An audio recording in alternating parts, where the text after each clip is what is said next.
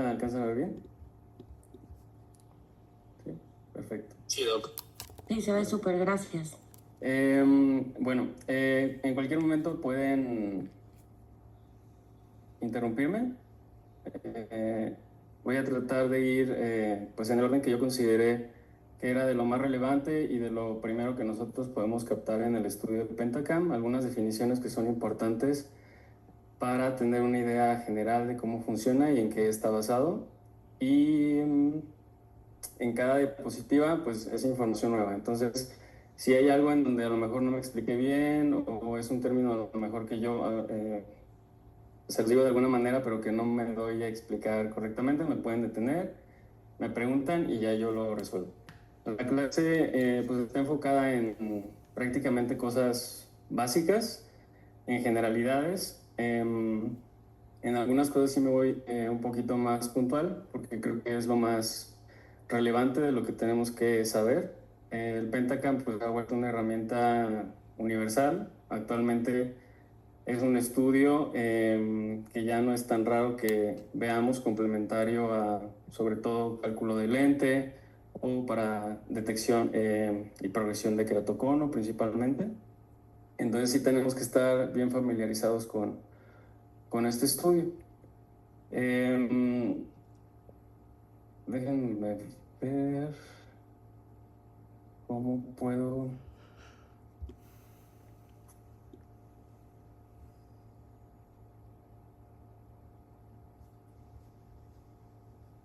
Listo.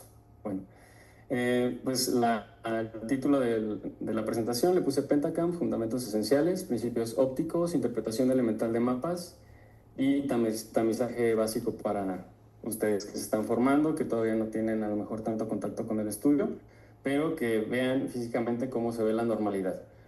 No me enfoqué mucho en ver patología, simplemente ver ahorita todo lo normal. Si ustedes pueden profundizar un poco más, yo les paso la presentación sin problema. Al final puse una bibliografía que creo que puede ser útil para que ahonden un poco más y complementen con lo que vamos a ver el día de hoy. Como ya comentó la doctora, yo soy el doctor Gregorio López Salinas, hice pues, mi alta especialidad en microcirugía del segmento anterior.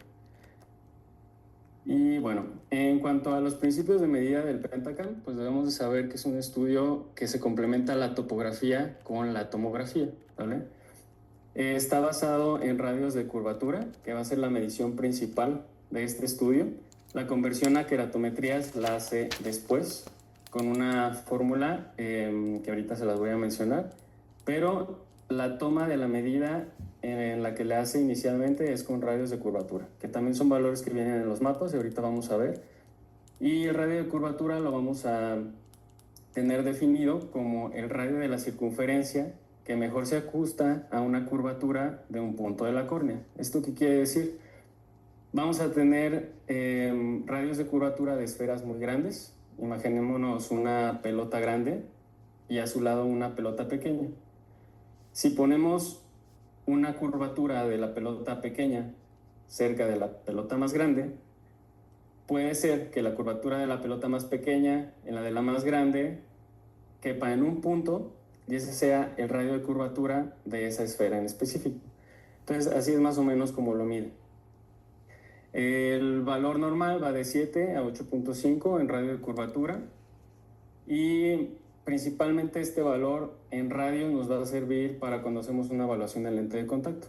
En los calculadores sí se puede llegar a poner también así, pero normalmente utilizamos las queratometrías, que se da en valores de dioptrías y la conversión va a ser un valor de 337.5 entre el radio de curvatura y eso nos va a dar la queratometría.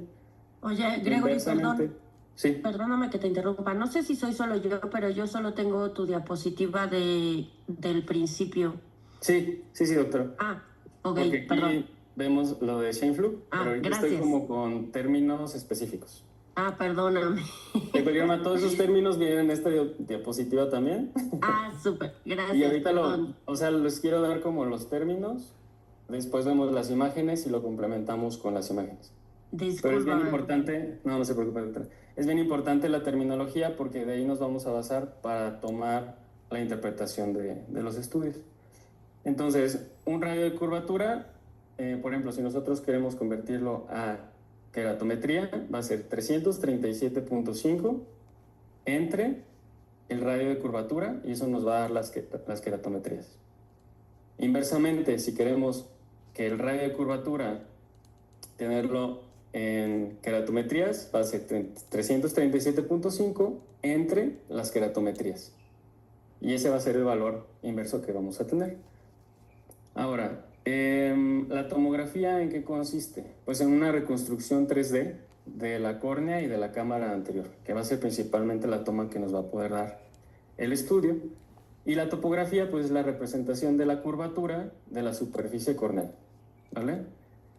El Pentacam clásico inicialmente pues nos hacía una toma de 25,000 puntos. Esos 25,000 puntos los hace en base a la toma de una imagen del principio de Scheimpflug, ¿sale? Esta va a ser una cámara que no va a estar totalmente dirigida perpendicularmente hacia el centro de la córnea, sino que va a estar de manera periférica, va a girar como estas cámaras que ponen en las fiestas, que giran 360 grados y que tiene una angulación. Así es como funciona básicamente el principio de Scheimpflug. Nos va a hacer una toma de la periferia de la córnea con una angulación que va a poder darnos esa estructura 3D al final de la toma de aproximadamente entre 25 y 100 imágenes, ¿vale? Actualmente tenemos 3 tipos de Pentacam. El más usado es el HR, es el más común.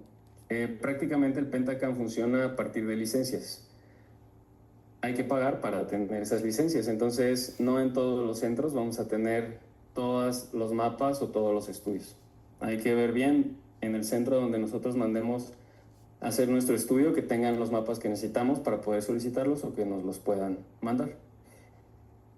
Existe el Pentacam AXL, que prácticamente ya funciona como un biómetro, ya nos va a dar la longitud axial, y el AXL Wave, que es un aberrómetro. O sea, aparte de biómetro, se convierte en aberrómetro. Nos da más información acerca de todas las irregularidades de la córnea, y con eso, pues tener un dato extra. Por ejemplo, si quisiéramos implantar un lente multifocal, que es donde nos podría impactar más.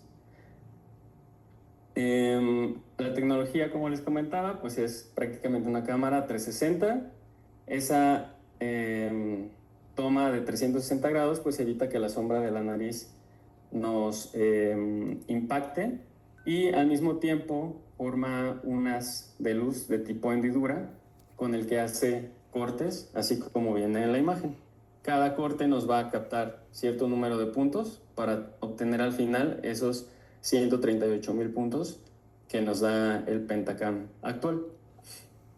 A diferencia del principio de Plácido, que es el que utiliza el resto de topógrafos, que es únicamente, como ya dijimos, la representación de la curvatura corneal, se basa en el principio de reflexión. Se van a proyectar unas luces.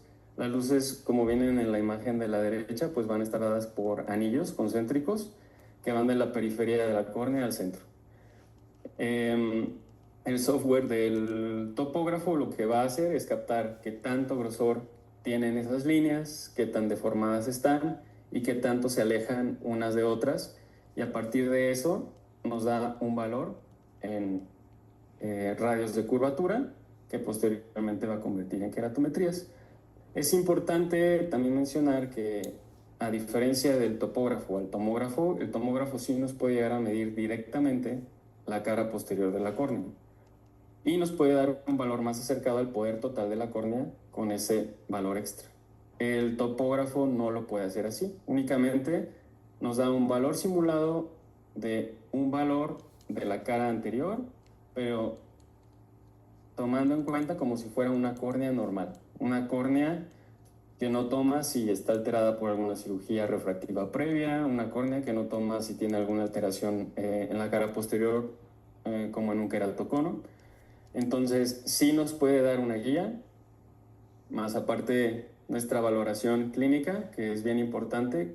El estudio de Pentacam sí lo podemos llegar a valorar, nos puede dar muchos datos, pero también equivale mucho aunándolo a la información que nosotros tenemos en la exploración al momento de la consulta. Otra cosa importante también es que en el principio de Plácido, pues al ser una imagen de reflexión, toma mucho en cuenta, bueno, ambos, tanto el tomógrafo como el topógrafo, toma mucho en cuenta la película lagrimal. La diferencia es que la toma, por ejemplo, del Pentacam, la da en 2 segundos. Entonces es muy rápido. Si el paciente parpadea, se hace la toma, muchas veces no alcanza a tener una ruptura lagrimal antes de que haga la toma, entonces tenemos mayor predictibilidad en ese sentido. A comparación del principio de Plácido, si tenemos una superficie alterada, una lágrima no idónea, pues nos va a alterar todavía más el estudio y nos va a dar todavía más falsos, ¿vale? ¿Alguna duda hasta aquí? ¿Vale? Perfecto. Bueno, ahora, en los tipos de mapas de potencia, vamos a tener mapas específicos en los que nos vamos a fijar y que nos van a dar un papel aproximado en cuanto al valor del astigmatismo, ¿vale? Esto es bien importante porque el astigmatismo en ocasiones no se le da mucha importancia en el momento del cálculo del lente, pero tiene muchísimo que ver con el resultado final refractivo de nuestro paciente si no tomamos en cuenta un valor real astigmático. Podemos quedar subcorregidos o hipercorregidos si tenemos un valor erróneo del cilindro, ¿vale? Ahora, el mapa sagital o el mapa axial, ahorita se los voy a enseñar más adelante, aquí lo vemos, pero vamos a definirlo. Asume el índice de refracción histórico ficticio de 1.3375. Este índice de refracción es un índice que se utiliza en la mayoría de los equipos donde se toman las queratometrías. Es ficticio porque no es el índice real de la córnea, ¿vale? El índice real de la córnea es 1.375, entonces es muy diferente al que nosotros estamos viendo aquí. Sin embargo, este índice se utiliza porque toma o trata de compensar el valor que debe de tener la cara posterior y nos simula un aproximado en una córnea normal, como sería el índice de refracción normal, tomando solamente la cara anterior, ¿vale? En el mapa tangencial, este es un poco más específico. Este nos quita ciertos puntos porque nos da con mayor precisión el ápex o el cono. Y no nos va a servir tanto para cálculo de lente, pero sí para darnos una idea de una córnea que está alterada o que apenas está dando signos de alteración en un cono incipiente. Tenemos otro valor que se llama TrueNet Power. Este valor sí nos da la refracción real utilizando los índices del estroma que ya les había mencionado, que del estroma corneal real es 1.376. El humor acuoso 1.336. No es compatible con las fórmulas estándar, pero nos da una idea de si hay algún cambio ya con estos índices reales. Y el que sí nos sirve para tener una idea de qué tanto astigmatismo hay que corregir es el Total Corneal Refractive Power. Este es el estándar de oro para la cirugía de catarata premium. Sin embargo, es un valor que no se toma en cuenta ni se pone en ningún calculador. Solamente una aproximación del poder que realmente tiene nuestra córnea, ¿vale? Lo que sí utilizamos para las fórmulas, por ejemplo, en pacientes que tienen un astigmatismo muy alto, que tienen queratocono, que tienen cirugía refractiva previa, pues son los valores de la cara posterior. Y eso sí se ponen directamente en los calculadores. Pero este valor en específico del Total Corneal Refractive Power, no, ¿vale? Ahorita lo vamos a ver más adelante. Ahora, el display más utilizado pues es de 4 mapas. Sale la imagen que vemos casi siempre, que nos representan, y con este podemos descartar ectasias y evaluar candidatos para una cirugía en el caso de querer poner algún lente tórico, algún lente multifocal, ¿vale?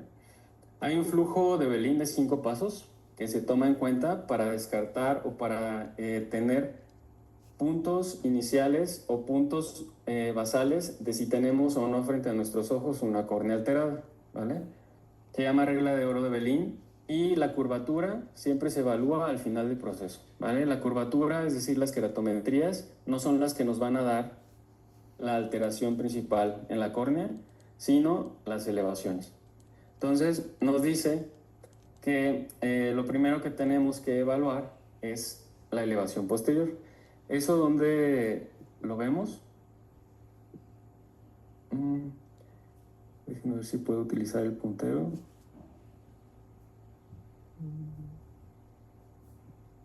El marcador. Sí, ¿verdad? Sí, entonces, sí, marca. Ok, gracias. La elevación posterior va a ser, en este caso del ojo derecho, la que tenemos aquí. ¿Sí se alcanzan a ver bien las letras ahí con ustedes? Sí se ve. Ok, entonces esa que encerré es del ojo derecho y esta que encerré es del ojo izquierdo, ¿vale? La elevación posterior que nos importa es la que está fuera en los 4 milímetros centrales. Esa, como sabemos, aquí abajo hay una línea con unos números. El 0 prácticamente es el centro de la córnea, 4 milímetros a la derecha, 4 milímetros a la izquierda. Tenemos esos valores, más 10, un más 13. Esos son los valores que vamos a tomar en cuenta, prácticamente los que están fuera de la línea punteada. ¿Qué nos representa la línea punteada en el mapa? La pupila, ¿vale? Entonces, el centro de la pupila va a ser nuestro eje de referencia del centro, de donde entra nuestro rayo de luz. Entonces, es el que toma de referencia para los puntos que están alrededor. Ahora, entre mayor sea ese valor, nos habla de que hay una alteración. En cuanto a los valores normales, pues cambian un poco, pero casi siempre se toma de referencia de que si hay un valor de más 12 o menos 12, en realidad no importa mucho el signo, solamente el valor crudo, por decirlo así. Si tenemos mayor de 12, ya sospechamos que hay alguna alteración. Sin embargo, estos valores los podemos ver alterados en una córnea que tenga un astigmatismo muy alto y en conos que apenas pueden llegar a detectarse, ¿sí? Entonces, como vemos, los valores aquí en el ojo derecho pues son prácticamente normales. A lo mejor vemos un más 13 aquí, pero es un punto aislado. Normalmente donde veríamos una alteración mayor pues sería en la zona donde se puede llegar a formar el cono, que es en la zona inferior nasal, ¿vale? Si vemos en el ojo izquierdo tampoco hay una zona de alteración principal. Entonces, ese es el signo o el punto más temprano en donde se puede ver alteración en un queratocono, ¿vale? O en una sospecha de queratocono. ¿Por qué lo tomamos primero? Porque es el que más sensibilidad y especificidad tiene para detectar a tiempo un queratocono. Después nos vamos a la elevación anterior. Normal si es menor a más 5. Si vemos más de más 5, pues hay que también tomarlo en cuenta. Sin embargo, un más 5 aislado sin una elevación posterior no nos llamaría tanto la atención, ¿vale? La siguiente va a ser la paquimetría central y la periférica. ¿Por qué? Dependiendo de la alteración, un adelgazamiento en un queratocono, pues lo vamos a ver prácticamente central, ¿vale?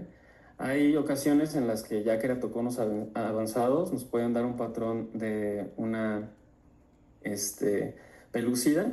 Sin embargo, ¿cómo lo sabemos? Porque en el espesor corneal, en el sector central está conservado. En la pelúcida, en la periferia inferior, está adelgazado y respetado el grosor central. Entonces es una forma de diferenciarlo de un queratocono avanzado a una degeneración pelúcida como tal. Si vemos córneas menores de 520 micras, hay que asociar al resto de valores que ya llevamos evaluados para sumar a estos pasos y detectar si hay alguna sospecha de queratocono, ¿vale?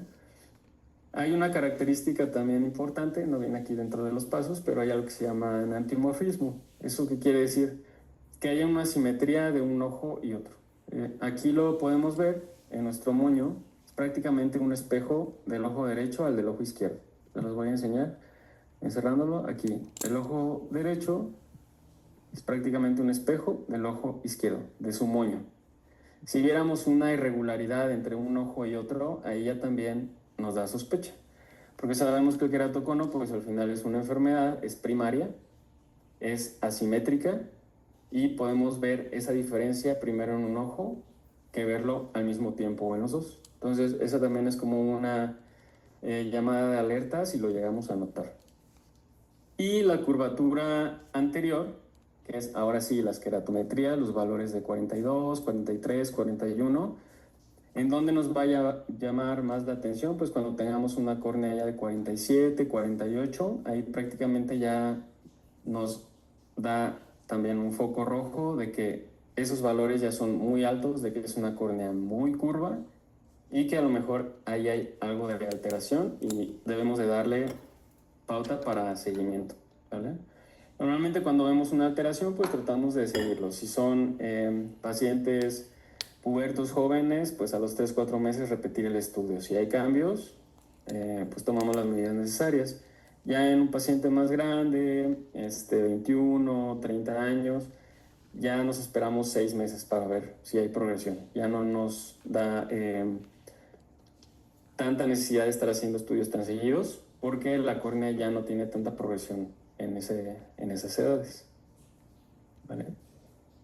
¿Hasta ahí alguna duda o algo que quieran saber de los valores que vemos aquí? En los niños sería igual, como más seguidito, ¿verdad? Como 4 meses, 5 meses, 6 meses. Sí, de hecho en los niños está reportado a los 3-4 meses. Ok. No es tan corto, 4 meses. O sea, en ese periodo de tiempo, en pacientes que ya tienen un cono avanzado y queremos descartar progresión, a los 4 meses ya podemos tomar una decisión. Ahorita vemos otros valores que también nos tomamos en cuenta, pero esto es como en general lo principal y la normalidad de cómo debemos de ver nuestros mapas. ¿Vale? Gracias. Sí. Déjame salgo.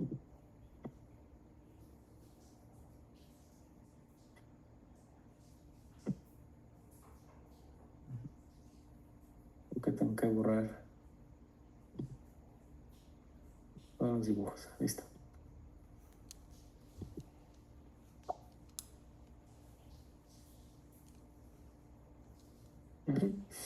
Entonces aquí vemos el mapa más de cerca. Siempre verificar bien el nombre y el apellido del paciente. Parece algo tonto o algo irrelevante, pero por ejemplo cuando yo estuve en el instituto era raro, pero aún así no coincidía la exploración, no coincidían los antecedentes, a veces los valores de la biometría con el topógrafo no coincidían y pues decíamos qué está pasando. Entonces siempre verificar el nombre del paciente y que sus datos sean correctos, ¿sale? Porque a partir de eso vamos a tomar una decisión y obviamente eso impacta mucho en el tratamiento o en el procedimiento que vayamos a realizar. Ahora, tenemos este primer recuadro en la parte superior izquierda, debajo de la ficha de identificación que dice córnea anterior, y ahí vemos tanto los radios de curvatura, el anterior 8.14, el posterior 7.83. Hablamos de que valores bajos era una curvatura mayor, valores altos, una curvatura menor, ¿vale? K1, K2, que indica la queratometría más plana, K2, la queratometría más curva. El cilindro prácticamente lo sacamos haciendo una resta de la queratometría más curva menos la queratometría más plana. ¿Okay? Nos viene el radio medio, que es RM 7.99 y la K media 42.3. El astigmatismo, si hacen esa resta que les dije, pues nos va a dar 1.7. Y el eje plano es el eje que nosotros tomamos de un cilindro negativo, ¿vale? Es importante saber esto porque nuestra refracción, cuando tenemos nuestra refracción subjetiva, el que tengamos el eje con un valor de un cilindro negativo, que es lo que utilizamos aquí en México, va a estar acompañado por el eje de la queratometría más plana, ¿vale? ¿Eso en qué impacta? Pues en que nosotros sepamos si es un paciente con un cilindro con o contra la regla. ¿Esto en qué está basado? Pues en el patrón del moño, ¿vale? Si tenemos un moño como el que tenemos aquí en la imagen, en la curvatura sagital, que es nuestro mapa superior izquierdo, Si tenemos un moño vertical, sabemos que es un astigmatismo con la regla. Con la regla, ¿por qué? Porque es el patrón más normal, ¿vale?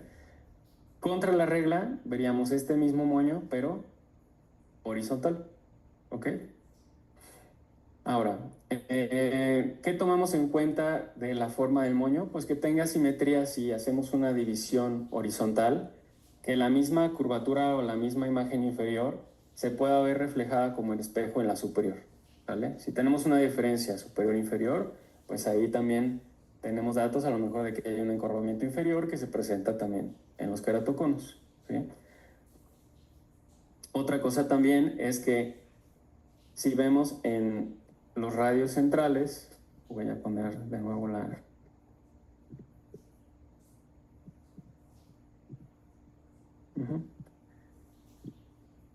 ¿Sí se alcanza a ver?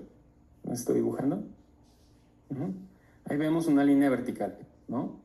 Vemos que aquí se inclina un poco el ángulo, pero ya fuera de los 3, 4 milímetros no nos interesa tanto que haya un cambio en la dirección del ángulo de esa regularidad. ¿Cuándo sí nos importa? Cuando ya vemos más de 15 grados hasta 30 grados de desviación del moño, es decir, que esta parte del moño, en vez de estar dirigida verticalmente, se incline un poco y nos forme un ángulo en esta zona de 15 a 30 grados, y hablamos de un ángulo oblicuo, ¿sale? Ya no es con la regla ni contra la regla, y es un ángulo oblicuo, ¿sale? Ya no se le puede denominar un astigmatismo regular, se vuelve irregular porque ya no sigue ese plano, ¿vale? Otro parámetro importante que tenemos que tomar en cuenta en nuestros mapas, aquí arriba, debajo donde dice elevación frontal y elevación posterior, vienen unos valores abajo, BFS, float y diámetro, ¿vale? Estos, ¿por qué nos interesan? Porque son valores de referencia para nuestros estudios que solicitemos posteriormente. Si nuestros estudios cambia el valor del diámetro principalmente, no podemos hacerlo comparativo con otro estudio, aunque sean los mismos mapas. Tiene que ser el mismo diámetro, que es decir, que nos hace la toma a los 8 milímetros, que es donde hay menos variabilidad. Y el BFS es el Best Fit Sphere, la esfera de mejor ajuste. ¿Qué quiere decir esto? Para cada edad, para cada sexo, hay una esfera que se va a ajustar a los parámetros de la córnea. Si sabemos, la córnea pues es asférica, que quiere decir que cambia su curvatura del centro a la periferia. No así una esfera, la curvatura es regular desde el centro a la periferia.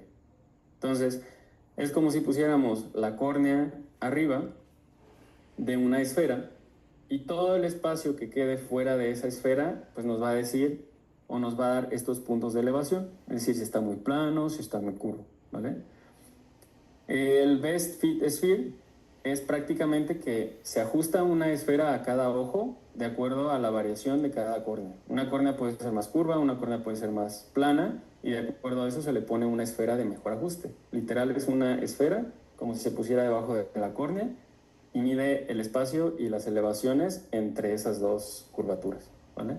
No sé si me di a entender o alguno quedó muy claro, ¿sí? Muy bien. Ahora, aquí tenemos también una lupita que dice 9 milímetros. ¿Eso qué quiere decir? Es el rango de todo el radio que nos mide nuestro estudio, 9 milímetros. Independientemente de que es 9 milímetros, sabemos que los puntos llegan hasta 8 nada más, que es donde no va a haber tanta variabilidad. A partir de los 8, si tomamos esos valores, va a haber mucha variación y ya no va a ser tan confiable un promedio de todos estos valores. Igualmente para elevación posterior es lo mismo, ¿ok? Ay, perdón que lo interrumpa. Antes de acá, de avanzar más de mapas, en el de curvatura sagital, cuando tenemos así el moño astigmático, ¿Sí? ¿qué tanta diferencia es lo normal o cuál es la sospechosa de como de los valores queratométricos? Como a partir de qué tanto superior e inferior puede ser normal que esté diferente. Ajá. Igualmente que como les comentaba, tomamos los de los 4 milímetros. En sí, tomamos los puntos que sean simétricos. Por ejemplo, si tomo el 42.8, lo comparo con el 43.1. Si tomo el 42.4, lo tomo el de la misma distancia pero inferior, 42.6. Entre la diferencia del de arriba del de abajo, no debe de haber una diferencia mayor a 2.5, porque fuera ya de ese rango o de ese valor, ya nos habla de que hay algo de alteración. Es raro ver también que pudiera ser que en vez de verse inferior, se vea superior, ¿vale? Hay conos superiores también y podemos ver, hagan de cuenta, este mismo moño pero invertido. Si vemos, se ve un poquito más gordito de abajo, imaginemos que se ve un poquito más gordito de arriba. Ahí la diferencia no es tan significativa, más bien, perdón, ahí es más significativa porque utilizamos un punto de corte menor de 1.5 de diferencia, ¿sale? Entonces, sí impacta en la posición en la que esté, pero lo más frecuente que vamos a ver es que haya un encorvamiento inferior mayor. Doctor, ¿Vale? yo había leído que de diferencia, o sea, que en lugar de ser recto, si se volvía más de 22 grados, era riesgo de ectasia. ¿Da lo mismo entonces que si tomamos los grados que las diferencias en dioptrías? Es diferente. El grado es lo que les comentaba. Por ejemplo, aquí, el que esté el moño recto, es decir, que tenga un plano 180 grados y que no haya ninguna angulación importante, es un signo de normalidad, por decirlo así. Sin embargo, si se inclina, así como acá, no quiere decir que tenga alto riesgo de cono, pero un moño irregular ya nos llama la atención, ya no es una córnea normal. No necesariamente una córnea con un moño estigmático angulado quiere decir que sea patológico, pero sí nos debe de llamar la atención de que no es normal, ¿vale? Creo que, perdón que interrumpa, es justo como dijo Gregorio hace rato, ¿no? Para hacer un diagnóstico o para decir que algo es anormal no es solo un parámetro, es una serie de parámetros y de características como las que ha ido explicando y justo como dijiste ahorita, no uno solo tal vez no te va a hacer un diagnóstico como tal, pero sí te tiene que hacer sospechar o pensar otras cosas y revisar otras variables.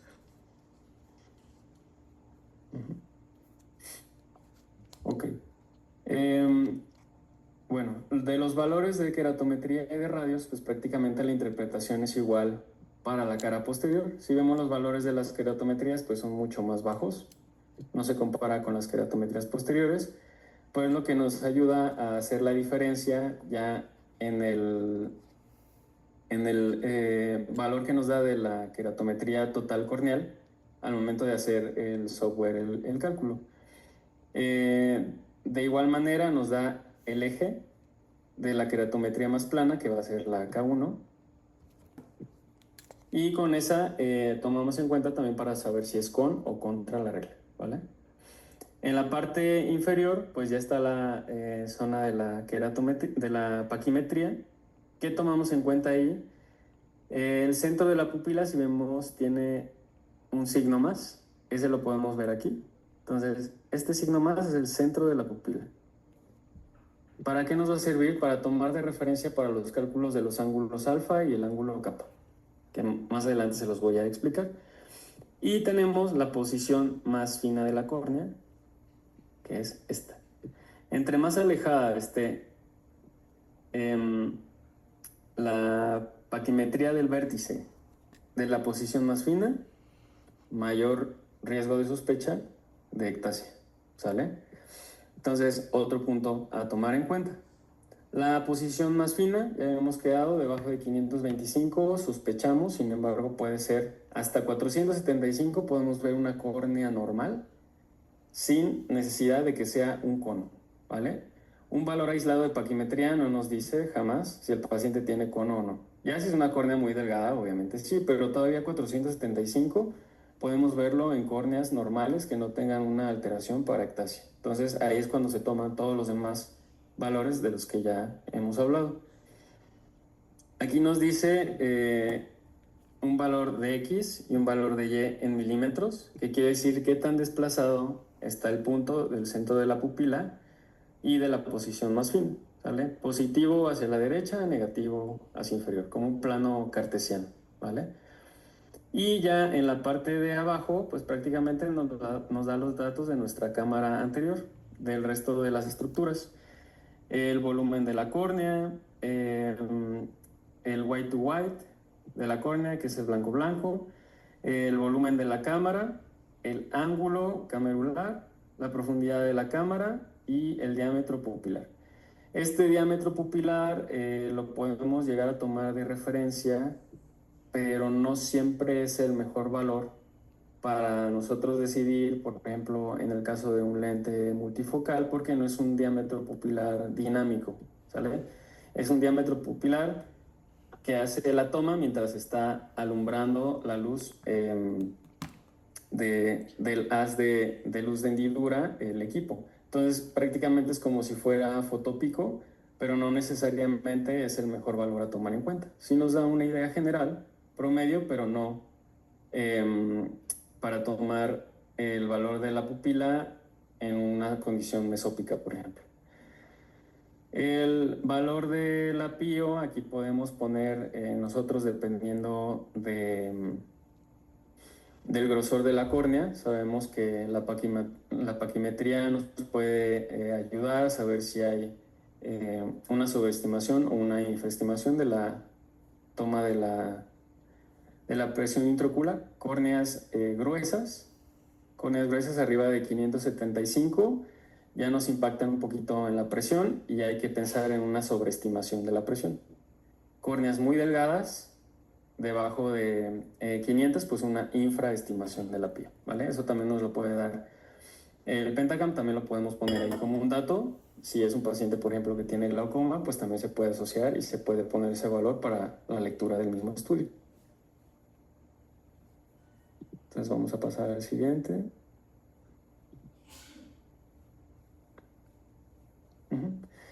Ahora, el Pentacam tiene un mapa de detección de ectasia, se llama BADD, prácticamente se le llama Decision Tree o árbol de decisiones, en donde automáticamente nos va a dar los valores de alteración o de normalidad en pacientes que ya tienen elevaciones de acuerdo al grosor de la córnea, al patrón de adelgazamiento desde el centro hacia la periferia, y eso ya lo tiene determinado el software a partir de córneas de la misma edad y del mismo sexo, ¿vale? Entonces, vamos a tener la elevación mejorada, que es la esfera de mejor ajuste mejorada, que es prácticamente nos va a quitar todos los valores centrales y nos va a dejar los de fuera de los 4 milímetros. Una vez que nos hace el ajuste con los valores que están fuera de la zona de mayor adelgazamiento de la córnea, nos va a decir si esa zona periférica todavía está más alterada o hay cambios en la curvatura que nos llamen la atención para decidir o para verificar si hay o no alguna alteración. Ahorita lo vamos a ver ya con el mapa como tal. Y el índice de ART max y el perfil de espesor corneal nos evalúa cómo cambia el espesor desde el centro hacia la periferia. Es decir, desde el punto más delgado de la córnea es como si hiciera un raster de varias circunferencias del centro de la periferia, y en el momento en el que ya no sea un adelgazamiento suave o no sea un cambio suave del centro de la periferia, nos va a dar una alteración o un cambio en la curvatura, y ahí es cuando nos puede llegar a detectar un valor anormal. El ART max pues sirve de referencia. Sin embargo, ya menos de 298 de valor nos está hablando de que sí o sí es una ectasia. Un valor de ART max de 350 ya es sospechoso y ya es una córnea que pudiera estar alterada y ya tiene alteración en ese adelgazamiento que va del centro a la periferia. ¿Cómo lo podemos ver? Va a haber una gráfica, igual que la mayoría de los mapas, nos va a marcar en blanco cuando es normal, amarillo cuando es sospechoso y rojo cuando ya definitivamente está alterado. Alterado pues es prácticamente ya una ectasia o una enfermedad en la córnea. Muy bien. Aquí mismo en este mapa es muy diferente el valor que se le va a dar a un ojo miope o un astigmatismo miópico a un mixto o hipermetrópico, ¿vale? Si nosotros no hacemos ese ajuste, si nosotros pedimos este mapa y no ponemos esa característica del paciente, nos va a alterar el resultado. Es decir, una córnea que a lo mejor está alterada en un paciente hipermétrope, pudiera ser que en realidad está limítrofe, ¿vale? Entonces sí hay que tomar en cuenta y ese valor lo podemos corregir en la parte inferior. Ahorita les digo igual con el marcador, donde podemos hacer ese cambio para quien tenga acceso al equipo. Aquí en la parte... ya lo cambié. Permítame.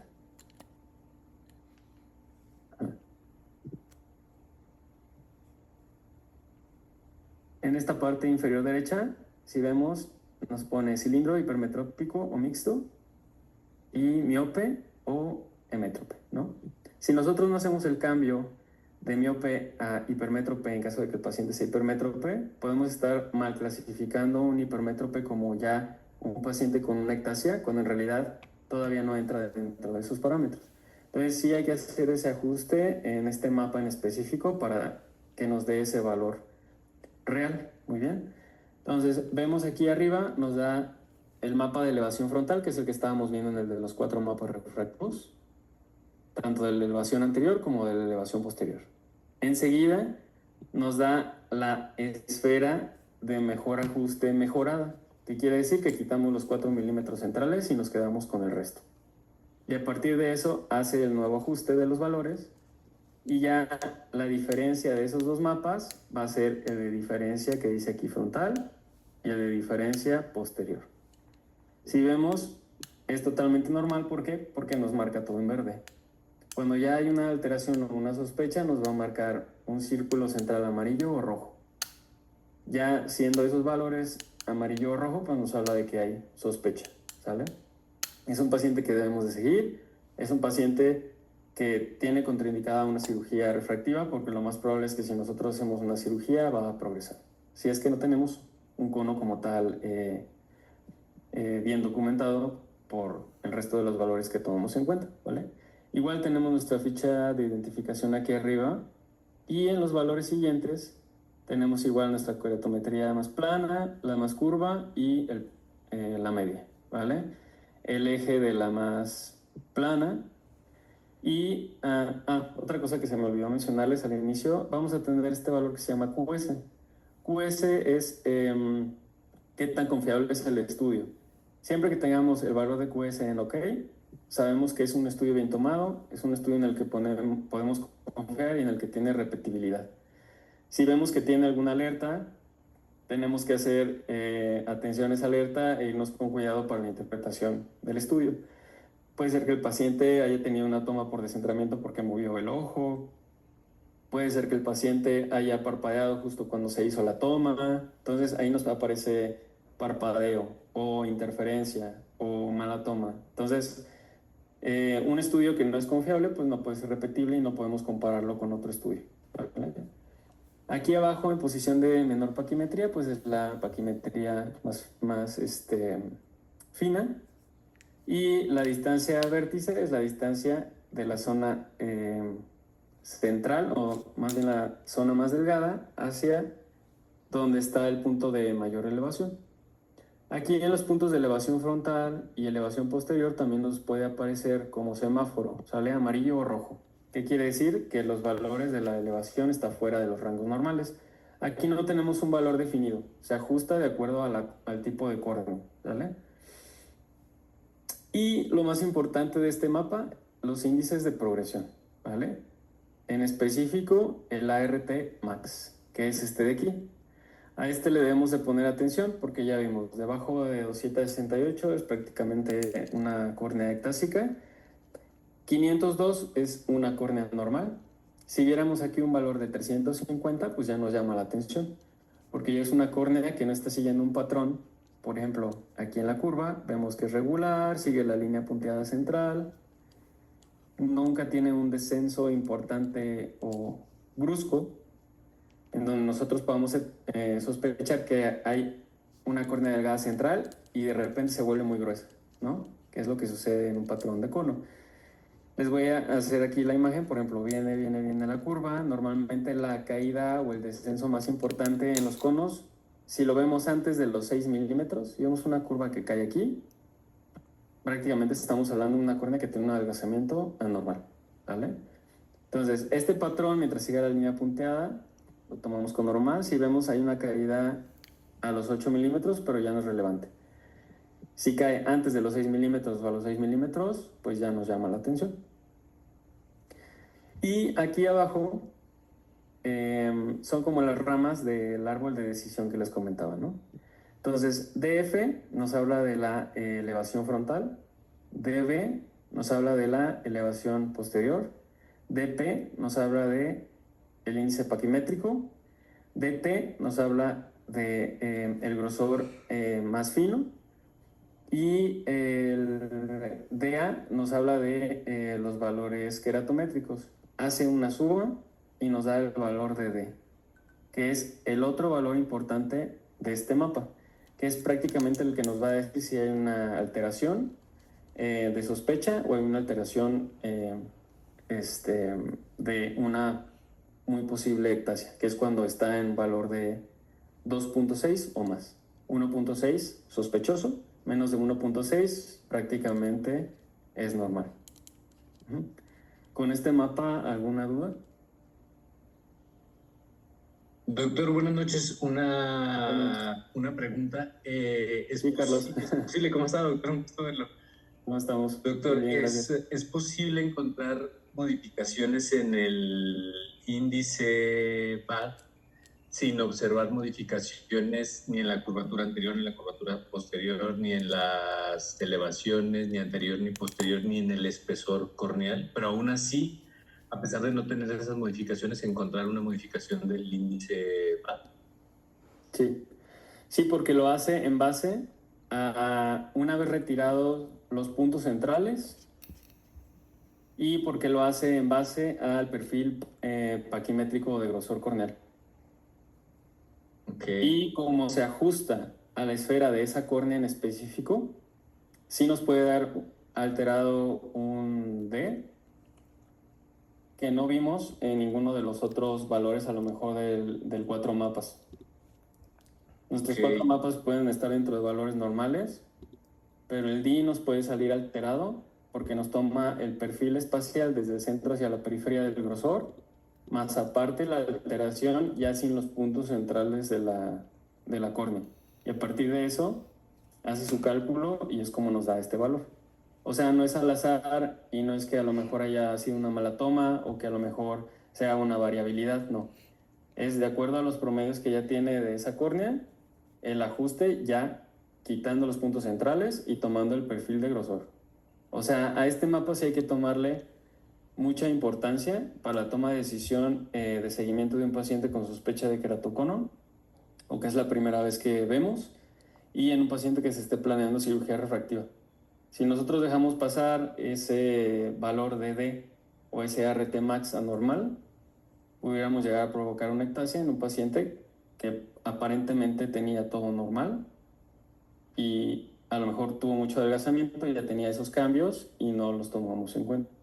Claro, y es que precisamente se trataba de un paciente en seguimiento por queratocono y yo tenía los dos mapas y yo comparaba las Ks y los espesores y las elevaciones y pues prácticamente estaban iguales a las de unos 6 meses anteriores. Lo que único que me había cambiado era el índice D. Pero ¿cómo es posible si todo el resto de los mapas está normal? De hecho me pareció, yo dije, esto seguro, y pasé y repetí, le ordené repetir el Pentacam porque pensé que era algo aislado del equipo, pero Okay. no, en realidad.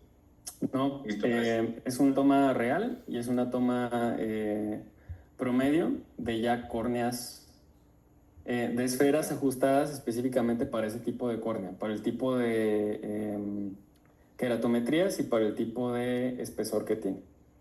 Por eso una córnea, aunque sea gruesa, si tiene cambios en el espesor, es decir, si hay cambios abruptos en el espesor del centro de la periferia, nos puede marcar anormalidad, aunque sea una córnea gruesa, pero porque está detectando que hay un cambio ahí de adelgazamiento que no debería de estar. Ok, gracias, doctor.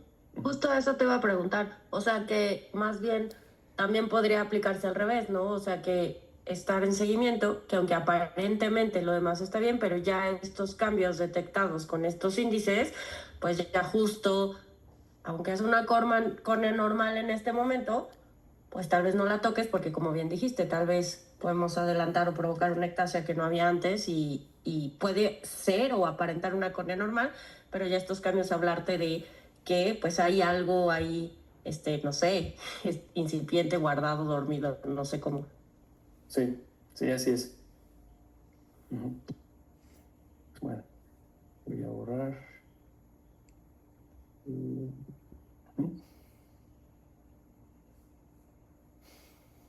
Ok. Este es el mapa refractivo. Ya tiene muchos valores de los valores previos, pero este nos da otros índices extra que no habíamos tenido en cuenta. Este mapa en específico nos da unos índices de riesgo de detección de queratocono, donde los vamos a ver aquí en la zona central, ¿vale? Si vemos índices en la zona de los 8 milímetros, ¿vale? De aquí, ¿cuáles son los principales índices que van a alertarnos de que hay cambios o pudiéramos sospechar de riesgo de una probable ectasia futura o progresión? El IH es el primero que nos puede llegar a provocar cambios. En cuanto a importancia, pues sería ese. Y el IBA, ¿vale? Son índices que toman los cambios tanto de la curvatura como de los valores superiores e inferiores. Entonces, estos son los primeros que vamos a ver alterados. A veces en nuestros estudios vemos igual, así como con el BAT-D. Todo está normal, pero justo en este estudio el índice de IHD nos sale en amarillo. Entonces, igual, a veces no les damos tanta importancia, pero estos son valores de índices predictivos o iniciales de cambios anormales en la córnea. Entonces, hay dos pautas. Una, tomarlo con cautela. Podemos supervisar al paciente de que no haya progresión en cierto tiempo y vigilar que este valor no aumente. O, ahora sí que sería arriesgarnos a que vemos todos los demás parámetros aislados normales o en conjunto normales y solamente este aislado está normal. Sin embargo, estos índices están pues precisamente hechos para hacer una detección temprana de una ectasia. Entonces, si nos está alertando, no lo tomamos en cuenta, pues sí podremos llegar a tener problemas. ¿Qué otro valor tomamos en cuenta? El KISA. El KISA es otro promedio, sin embargo no tiene tanta relevancia. Se utilizaba inicialmente para el índice de los valores tanto de la queratometría, el índice superior-inferior y el valor de las elevaciones. Hace un promedio de una multiplicación entre ellos y ese valor igual. Siempre nos va a dar valores amarillos o rojos, ¿vale? Entonces, este valor, mientras no esté alterado, pues no hay tanto problema, sin embargo, no es tan inicial. Este ya que sí lo vemos alterado cuando ya sabemos que tiene un cono. Entonces, así como que mucha relevancia no nos da. Va a aparecer casi alerta cuando ya es bien evidente en el resto de información que tenemos en nuestro estudio. El TKC es un sistema de clasificación del queratocono que va leve, moderado, severo. Y aquí mismo nos lo va a marcar cuando ya detecta la enfermedad como tal. Nos va a poner TKC1, TKC2, TKC3, que es prácticamente en qué nivel de queratocono está nuestro paciente. Y solamente va a aparecer así cuando ya sea una ectasia evidente, no en estadios tempranos. En cuanto a la esfericidad frontal, el valor que más nos interesa va a ser el vertical. Esfericidad en el punto vertical mayor a 0.6 ya también nos habla de sospecha de que hay un encorvamiento inferior. Entonces sí es importante también tomarlo en cuenta. El resto de los valores, pues prácticamente de los valores de sagitales, anterior-posterior, paquimétrico. de lo que le podemos sacar más valor es este recuadro de aquí. ¿Vale? ¿Hasta ahí alguna duda?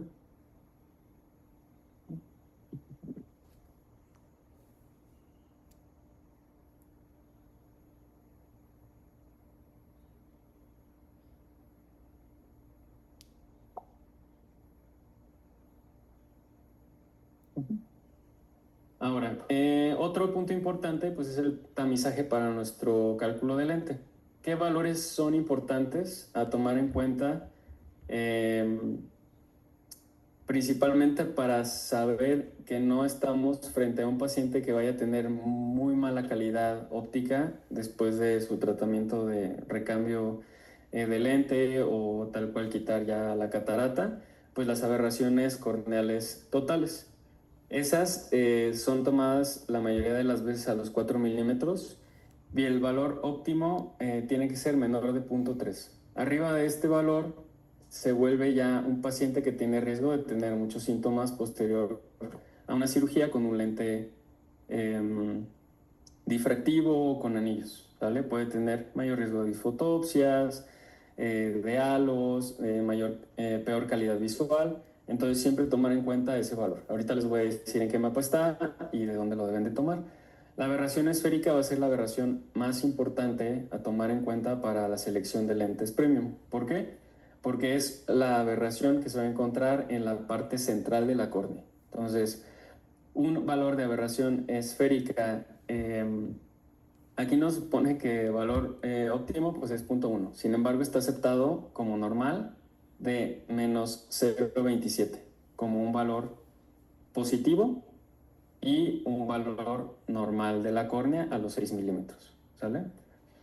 El BADI, que ya hablamos, no tanto, sí lo tomamos en cuenta, pero más para saber el tipo de calidad óptica que va a tener el paciente. Si ya tenemos un paciente con ectasia que tiene un BADI de 2.6, sabemos que la calidad óptica no va a ser buena, que a lo mejor un lente intraocular para corrección de astigmatismo, pues no nos va a corregir la totalidad de la graduación. Entonces, es para eso, no tanto para tomar una decisión de qué lente utilizar, sino más bien la calidad óptica que va a tener el paciente y la predictibilidad de un lente de corrección astigmática después de su implantación. Y la relación BF es otro punto importante que se ve alterado en córneas que ya tienen una cirugía refractiva previa o una córnea que tiene un queratocón, ¿vale? ¿En qué momento vamos a nosotros a determinar un valor normal? Pues va de 80 a 82%. Si vemos valores más bajos, podemos estar hablando de un paciente que ya tuvo una cirugía refractiva previa. Normalmente cuando vemos esos valores, pues también lo vemos en el mapa, ¿sale? Pero para esto también es importante ver ya imágenes de mapas con ese tipo de alteración para que podamos llegar a asociarlas, ¿vale? Por eso es importante profundizar un poco más en este tema. Ahorita es ver prácticamente la mayoría de las cosas normales. Con esto, ¿alguna duda, algún valor que tengan como referencia previo o algo? Doctor, una pregunta respecto a los lentes premium y las aberraciones de alto orden. Si usted tiene el valor de la aberración del Pentacam y del OPD, ¿usted le hace caso más a cuál? A la del OPD. El Pentacam como tal no es un aberrómetro. Entonces no está hecho para hacer ese tipo de cálculo, a menos que sea, como ya vimos, el AXL Wave. Okay. Ese sí nos da función de aberrómetro y sí nos hace la toma de todas las alteraciones que hay a nivel corneal para el paso de la luz. El OPD, si es un aberrómetro, está hecho para eso, nos hace la toma tanto de aberraciones corneales como aberraciones totales. Las totales, pues prácticamente las tomamos si queremos una cirugía refractiva láser. Las corneales para una cirugía de recambio de cristalino o cirugía de catarata. Pero como tal, si tengo los dos, pues obviamente le hago más énfasis al aberrómetro del OPD, pero tomando en cuenta que necesito un ojo con una superficie estable, con una lágrima estable, con un ojo que no tenga una alteración del tiempo de rotura lagrimal o mucho QPS, porque si no, obviamente, todos estos valores pues se vuelven poco confiables. Ok, listo, doctor. Gracias. ¿Sí? Ok. Entonces, el Cataract Pre-Op va a ser nuestro mapa principal para la toma de decisión de cálculo de lente. Que vemos aquí, pues nos da los mapas que ya conocemos, el de curvatura sagital, que es el frontal, el de potencia refractiva total corneal, que ya hablamos que es un parámetro que nos da aproximado de cómo se comporta la córnea, pero que no nos va a servir para ningún cálculo ni para ningún otro tipo de decisión como tal, sino nada más darnos cuenta qué valor es más o menos lo que manejan las keratometrías tomando la cara anterior y posterior.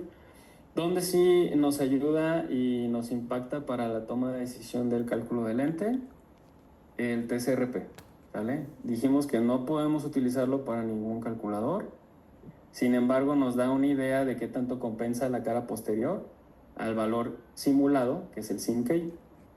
Aquí nos dice que el valor simulado del astigmatismo tomando la cara anterior y con nuestro índice de refracción de 1.3375, que es un valor ficticio, vamos a tener un 1.7 de astigmatismo. Si tomamos la cara posterior, baja a 1.6. Se vuelve no significativo, prácticamente podemos hacer nuestro cálculo con las keratometrías anteriores nada más. No necesitamos meter las posteriores aquí.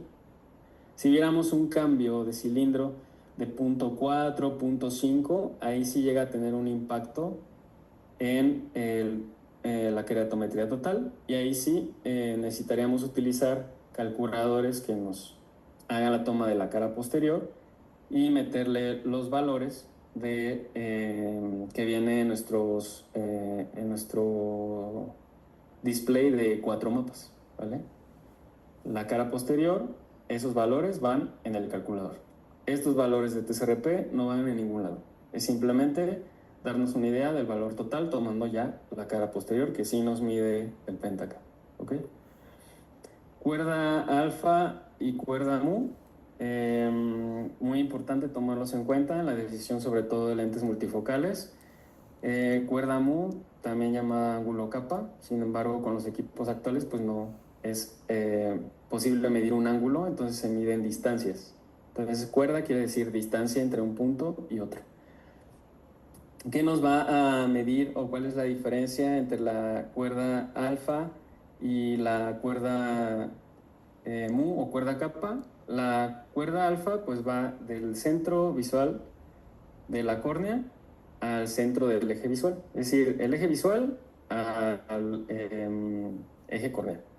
Y la cuerda mu es muy dependiente de la pupila, ¿vale? Este también va a ser dinámico.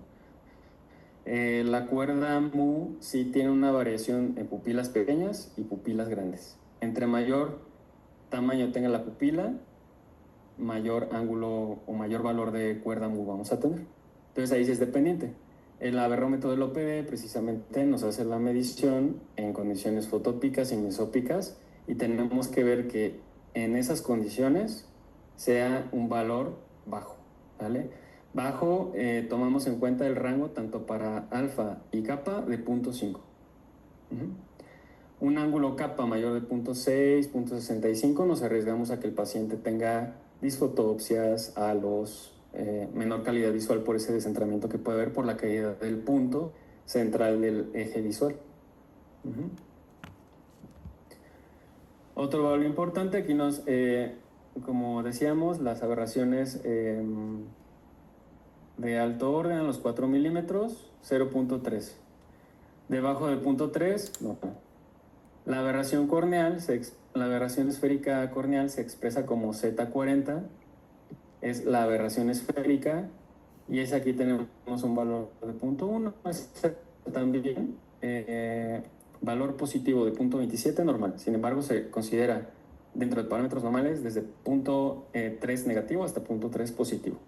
Tomar en cuenta esto con la corrección de lente, que ya cuentan con esa corrección de aberración esférica negativa para compensar la positiva de la córnea. Si está muy cercano a cero y ponemos un lente con aberración negativa, se va a volver negativo.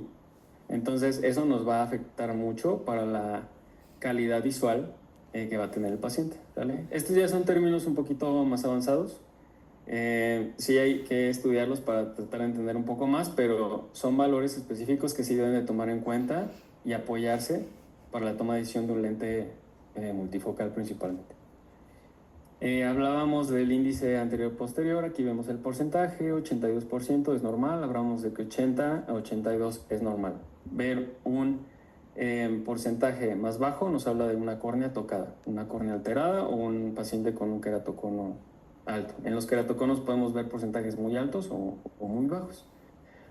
Y este otro valor sí tiene importancia, pero es más para la calidad visual del paciente. El COD es el valor de la densidad corneal, ¿sale? Prácticamente pues detecta si hay algún haze, si hay alguna cicatriz y dónde nos lo va a medir a partir del punto central de la córnea a 2 milímetros de radio desde el centro, en las 60 micras posteriores. Por eso tiene estos valores. Entonces, COD es la densidad de la opacidad corneal posterior de las 60 micras posteriores en un anillo de 2 milímetros desde el centro de la córnea. Un porcentaje mayor al 15% nos habla de que a lo mejor la calidad visual del paciente depende un poco más también de la córnea que de alguna otra estructura. ¿Ok? Y de igual manera, pues nos da el vértice, la paquimetría en el vértice corneal, la paquimetría más delgada, el white to white, el diámetro de la pupila, y estos otros valores, pues profundidad de la cámara y nuestro ángulo camerular. Este valor de PNS es el valor que nos va a dar el OCT por la densidad del cristalino, ¿vale? Normalmente este PNS, para tenerlo más confiable, pues es una toma con una pupila dilatada. Sin embargo, si el paciente no tiene una pupila tan pequeña, nos puede dar un valor aproximado. 0, pues es prácticamente que el cristalino es transparente. 1, 2, nos habla ya de una opacidad en el cristalino. 3, 4, pues ya es una opacidad importante. Ya depende mucho la calidad visual, pues de esa opacidad, ¿vale? De este mapa, ¿alguna duda? ¿No? Okay.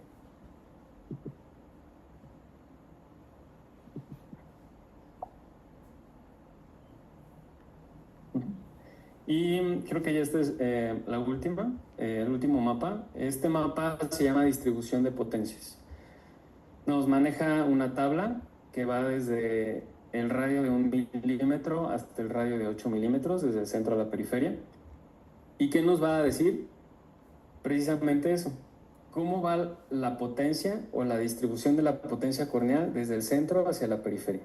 Lo que nosotros queremos ver en una córnea normal regular, pues es que el valor astigmático sea muy parecido entre más se vaya alejando del centro. Si vemos aquí hay una variación del cilindro desde el milímetro central 1.7 y el milímetro 3, milímetro 4, milímetro 5 se mantiene igual, ¿sale? Esto es una córnea regular, esto es una córnea que le va a ver muy bien con una corrección de un lente tórico, porque esa misma potencia nos la va a corregir desde una pupila de 1 milímetro hasta una pupila de 6 milímetros, ¿vale? Es prácticamente lo que nos quiere decir este mapa en cuanto a la toma de decisión para un cálculo de lente.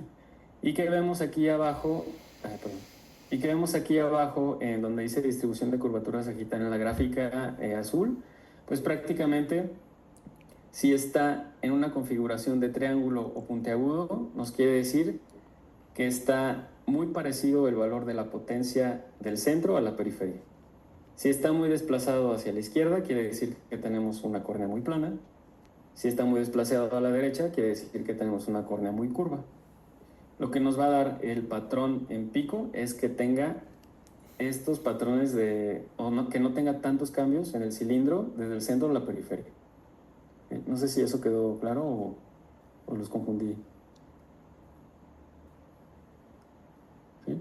No, creo que sí quedó bien. Solo aquí yo tengo, entré una pregunta y para aclarar, porque se suponía que sino uno de los parámetros que utilizábamos aparte de la regularidad, del moño y todo esto para los tóricos, era que pues en el mapa de distribución de potencias justo era una buena idea como ver así como este valle, pero solo dos picos. Y aquí, aunque tenemos este tercero chiquito, pues justo lo que tú decías, ¿no? A la hora que nos vamos al astigmatismo en las diferentes zonas, no cambia tanto, lo cual pues quiere decir que ese paciente, aunado a todos los parámetros anteriores, pues seguramente le va a tener una buena respuesta a un tórico. Sí, así es. Doctora, qué pena, una pregunta para usted, para el doctor. Entonces, si yo aquí en mi distribución de potencias, no sé, entre los 2, 3 y 4 milímetros centrales, si llego a ver mucha variación o muchos saltos como 1.6, 0.9 y luego 1.2, o sea, yo podría contraindicar el uso de un tórico. ¿O no? No necesariamente. La cobertura de la corrección astigmática pues va de tu mayor valor de cilindro.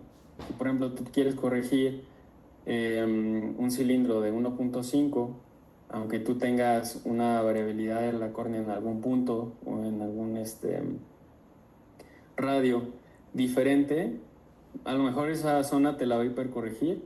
A lo mejor también depende de si no hiciste la toma en un ojo que tenga una alteración importante por un ojo seco. Sí. Sin embargo, en córneas irregulares, actualmente el uso del lente tórico mejora tanto la calidad visual como la corrección astigmática, independientemente de que no sea tan regular. Sin embargo, sí tomamos mucho en cuenta que si no vemos un patrón de moño, ni siquiera un suspiro, entonces sí tenemos que desconfiar de poner un lente. O sea, eso lo vemos más pacientes con cicatrices, pacientes con terigiones, pacientes que a lo mejor tienen algún haze. Ahí sí no valdría tanto la pena, pero mientras veamos que los patrones vertical horizontal se mantengan estables, a lo mejor sí podemos llegar a corregir un astigmatismo subcorregido, pero aunque sea algo podemos llegar a corregir y eso puede llegar a ayudar al paciente, sobre todo astigmatismos altos. En astigmatismos bajos no se ve tan beneficiado a los pacientes, pero astigmatismos altos sí.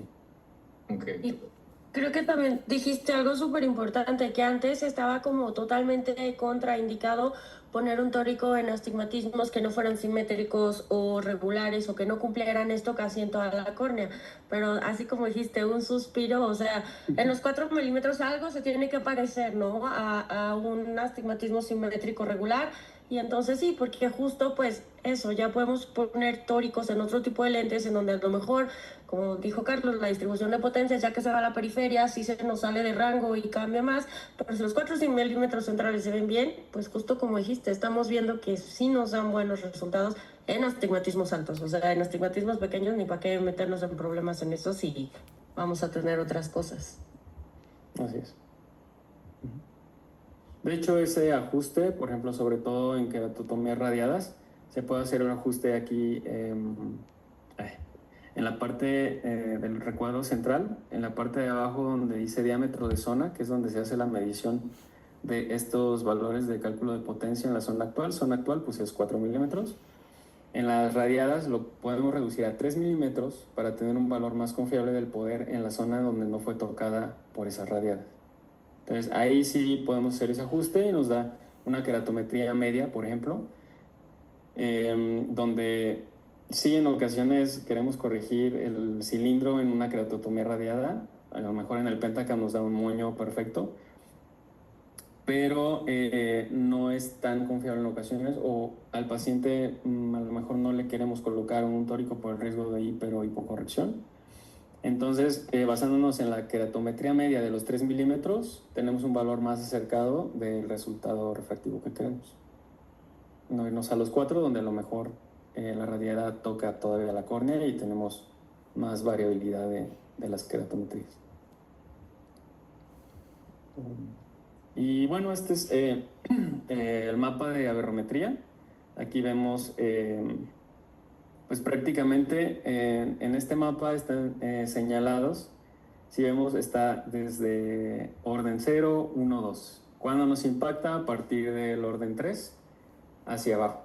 Sin embargo, entre más grande sea el valor, pues nos va a impactar menos porque es más periférica a la zona de la aberración o de la mala distribución de la luz. ¿Cuáles son los que nos importan? Se los voy a señalar para que sepan con imagen a cuál nos referimos cada uno.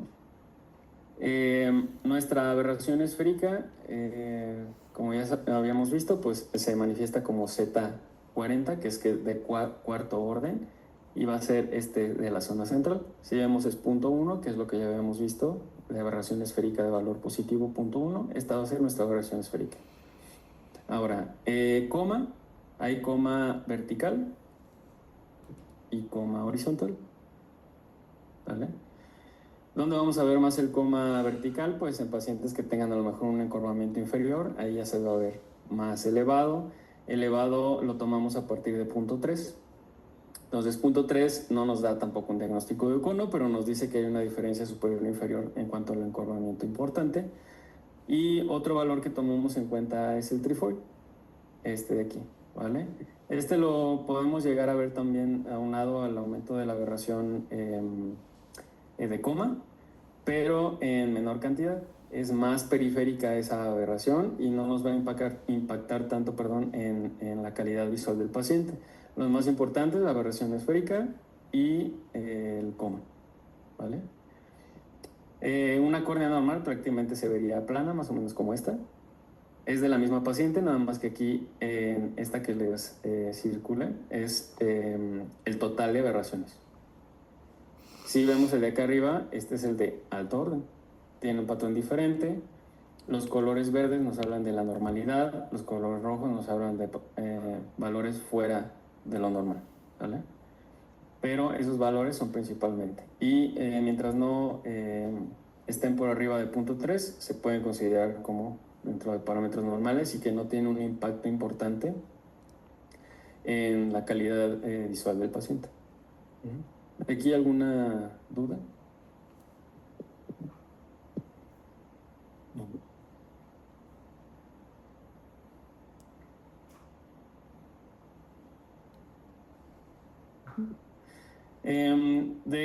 Nada más como referencia general, después de una cirugía refractiva no podemos utilizar las queratometrías ni las simuladas, ni poder hacer un cálculo solamente con las queratometrías frontales. Necesitamos hacer un cálculo con fórmulas que nos dejen poner los valores de la cara posterior.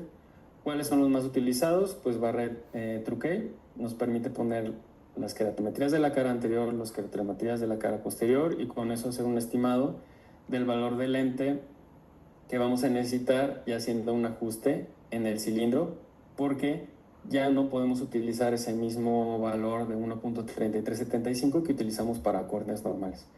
Ya tenemos que hacer un ajuste con el valor real de la cara posterior, ¿vale?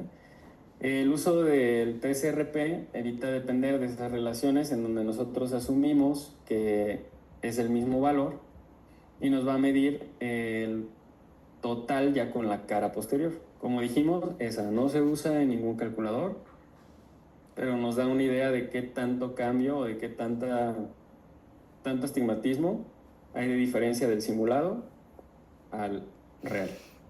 Y normalmente los pacientes en los que no se hace esta toma de la cara posterior, tenemos más riesgo de tener un cambio hipermetrópico en el resultado de nuestros pacientes por esa alteración y por esa mala toma de decisiones, ¿vale?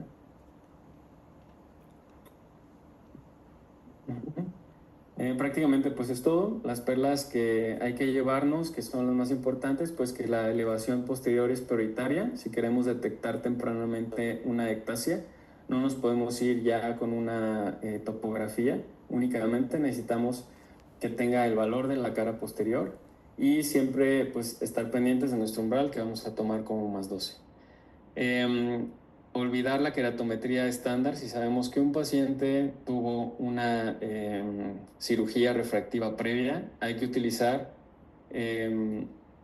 queratómetros o topógrafos, tomógrafos, que nos den la cara posterior para hacer ese ajuste y nos dé la información correcta de cuál es el valor total corneal que tenemos que tomar en cuenta. Y el VAD-D es complementario al índice de la clasificación de queratocono, porque el VAD-D nos ayuda a tomar una decisión temprana de qué pacientes debemos de seguir o de qué pacientes ya tienen un mayor riesgo de generar una ectasia si nosotros realizamos una cirugía refractiva, o si están en la adolescencia o todavía tienen menos de 21 años, que es cuando puede llegar a progresar más rápido el queratocono. Aquí les dejo la bibliografía donde pueden complementar todo lo que hablamos y ya ver algo más de patología. Ya no solo tener parámetros normales, sino ver qué es lo anormal. Y pues eso sería todo. No sé si tengan alguna duda.